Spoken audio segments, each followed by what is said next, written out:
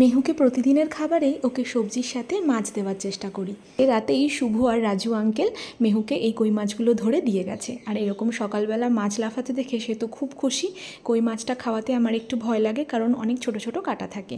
তাই ঠিক করেছি বড় মাছটা মেহুকে দেবো আর বাকিগুলো আমাদের জন্য রান্না করব। মাছে যথারীতি নুন, হলুদ আর তেল মাখিয়ে রেখে দিয়েছি। মিক্সিতে একটা মশলা তৈরি করে নেব।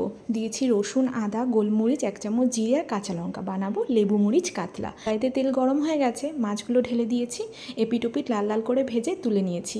এবার ওই তেলের মধ্যে আমি রাঁধুনি ফোড়ন দিয়েছি, পেঁপে আর আলু কেটে নিয়েছিলাম। বেসিক কিছু মশলা নিয়েছি নুন, হলুদ, 1 চামচ জিরের গুঁড়ো, 1 চামচ ধনের গুঁড়ো, কয়েকটা গোটা কাঁচা লঙ্কা দিয়ে দিয়েছি। হালকা ভাজা ভাজা হয়ে এলেই আমি জল ঢেলে দিয়েছি। তারপর মাছগুলোকে দিয়ে দিয়েছি। মাছে বেশ অনেকক্ষণ ফুটিয়ে নিতে হবে। তারপর পেঁপেটা সিদ্ধ হয়ে গেলেই স্বাদ মতো নুন চেক করে নামিয়ে দিলেই ওরা তৃপ্তি করে খাবে। এদিকে আমি লেবু মরিচ কাতলার জন্য তেলের ওপর জিরে, কাঁচা লঙ্কা ফোড়ন দিয়ে বেটে রাখা মশলা আর পেঁয়াজ কুচি দিয়ে ভালো করে কম আঁচে তেল ছাড়া অবধি কষিয়ে নিয়েছি। এবার ঝোলের জন্য জল দিয়েছি। মাছগুলো ছেড়ে দিয়ে গামাখা হওয়া অবধি রান্না করে নিলেই কিন্তু তৈরি।